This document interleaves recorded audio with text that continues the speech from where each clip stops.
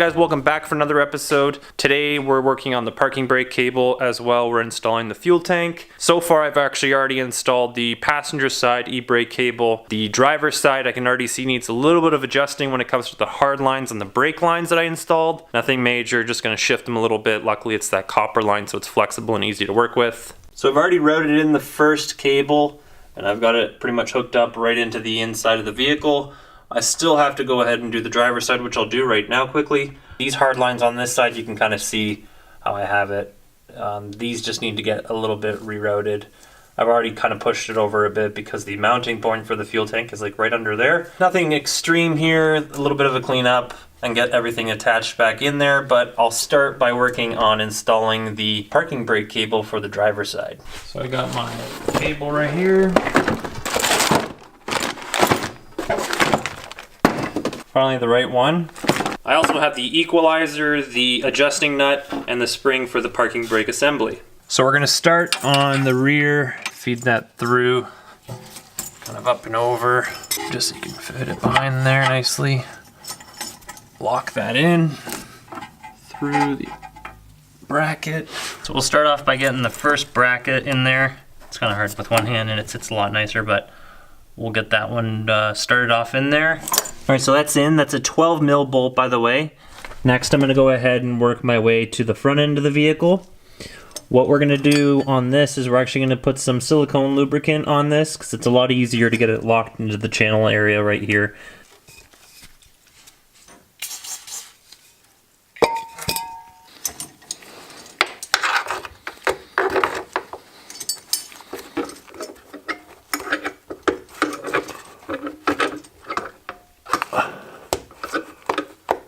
Oh, that was simple.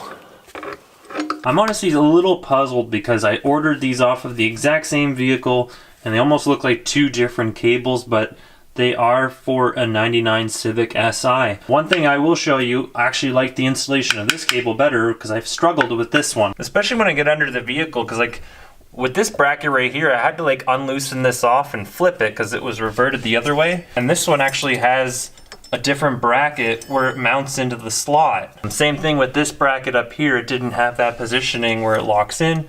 This one over here on the left does. So overall, this cable on the left hand on the driver's side is different and it's easier for me to install so far. I may have failed to mention as well, I've chased these threads as well so they're easier to go through. There's been a lot of rust in the past and the POR 15 that may have creeped its way into the thread, making it difficult to bolt that in there.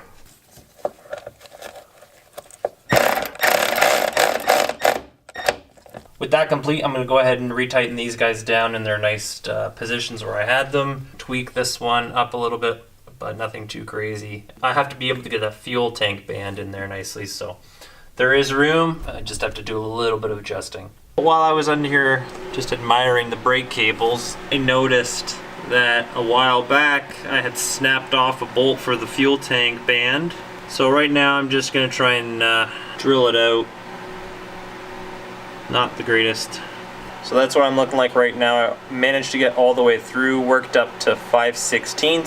So I'm gonna try and see if I can tap it, I can get the bolt back in there. The amount of rust that was in there was just too much when I was working on trying to tap that out and get the proper bolt in there, the metric bolt. I had to resort to getting a 1/2 inch, 13 threads per inch bolt to go in there, significantly bigger, but something that will work. The threading in there was just so hard to deal with trying to drill out that bolt, but now this is actually good and will do for now. One thing that does mean though is where the opening is on that for the bolt, I'll have to make it a little bigger, so I'll just drill it out until it gets to the proper size. Okay, so I threw the tank in. There's J-bolts that go right up in this area right here. Now, the ones that I had from before, I had to cut them off because they were so severely rusted. I went to a local dealership and they were gonna charge me about $18 per bolt. So I just went to Home Depot, purchased a 6-inch bolt. It's a 5/16 bolt. I'm actually gonna bend it so it actually comes out on a 45 so it can hit the band properly on the alignment and go inside and be able to tighten properly. So we're gonna get a little bit custom here with these bolts, but a great way to save money because I'm not spending $18 for a bolt. Inside the vise, tighten it down just a little bit. Torch. apply the heat to where we want to bend it.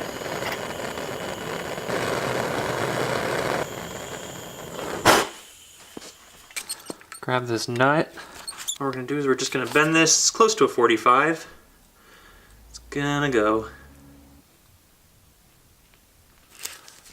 Maybe just go a little more. Just a bit more. Nothing too crazy. There we go. And there we are. Just a nice gradual bend. Test fitted this in there and it looks very good. So this is a 6-inch bolt, as I mentioned, 5/16 measurement. I do have I have a nut here, and then I'll have another nut as well, so I can actually just kind of pinch the tank from going up and down. There we are, 2 bolts done, and it probably took me about 5 minutes.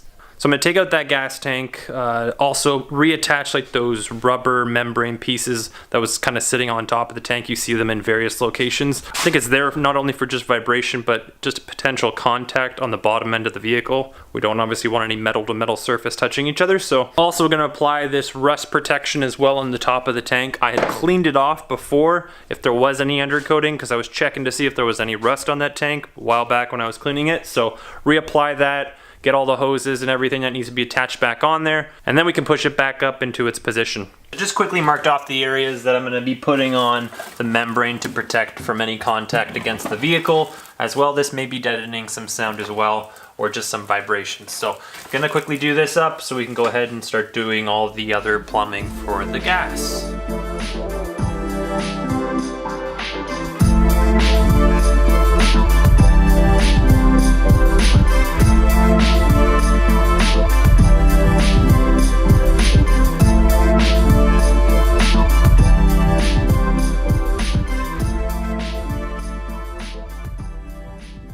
With that done, bam, I got myself a filler neck as well. I actually picked this up off the exact same tank at the local junkyard here. This guy was 50 bucks, but it's pretty much brand new. I just disassembled the old hoses there that were there, and I got to replace those. So right now I'm actually just working on the evap system. I have this hose piece right here for the evap, which is great, but this end is cut, so I'm gonna have to improvise here. And this line right here to this end actually has another connection right here in this area where the evaporator hose goes all the way to the front end of the engine bay and gets to the canister. I am actually going to disassemble this, use this connecting piece for this area right here, this nipple right here, which actually connects to this system right here. I'll get into that later, but then from here, this will actually just be a rubber hose with a connection that'll run up to the canister.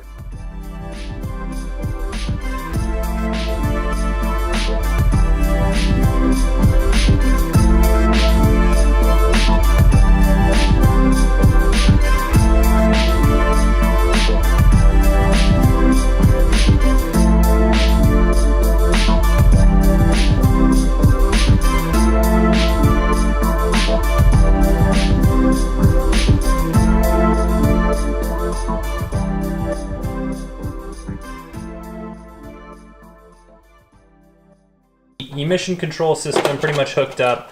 These 2 connections right here go to the filler neck, which I'll install after I get the tank installed. Got everything locked down nicely. At the very end of that line, I'll probably end up putting like a union reducer, which will then connect underneath the vehicle through another line into the canister system inside the engine bay. I now have to go underneath the vehicle and do some drilling and tapping of some bolt locations for the hoses just so they stay in position when they're underneath the vehicle. I'm going to do that quickly, get everything else tightened up. Once this fuel tank gets into place, I'm really not going to have an opportunity to do anything like that with that in the way. Make sure you get everything you need to get done underneath the vehicle before you throw in that tank, or else you gotta drop it again. Brake lines are all secured now. I did the fuel line down there as well. Everything's mounted in there nicely. There's still room for the evap hose that'll run all the way back to, which will probably just hug in between here. I have the bands already strapped in. I have the jacks in place. Now I'm just gonna bring in the gas tank from where I am right now, slide it up in here, and start hoisting up these jacks until we're in a good position that we can use those J-bolts that I built. Then through the top right here, I can get those hose line connections done up nicely and then complete the installation after that.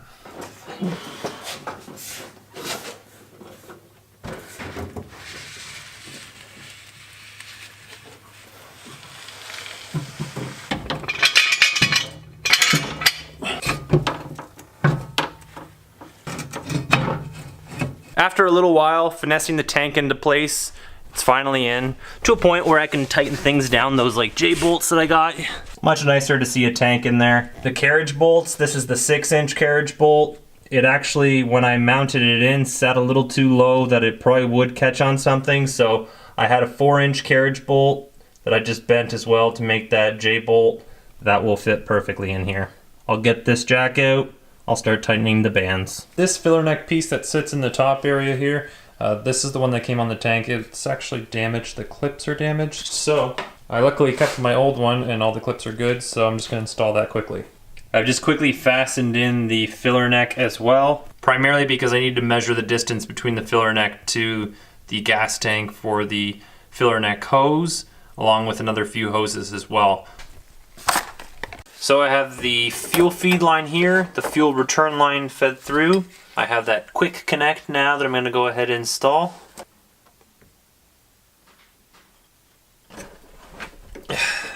So, measure the return hose, give it a little bit of slack, we'll make a cut.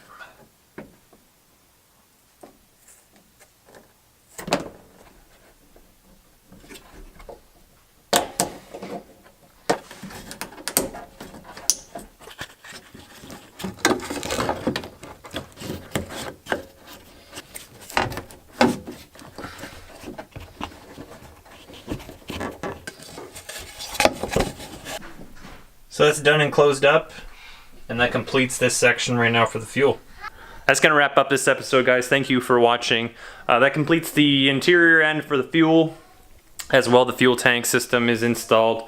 The lines, they're pretty much done, other than the main hose that connects from the filler neck to the fuel tank. I have that on back order. I have everything else done, so I have to do the line all the way up to the canister, finish up some other stuff, but very small stuff to do so. Thanks again, guys, for watching, and I'll see you guys later in the next episode of Garage SpeCivic.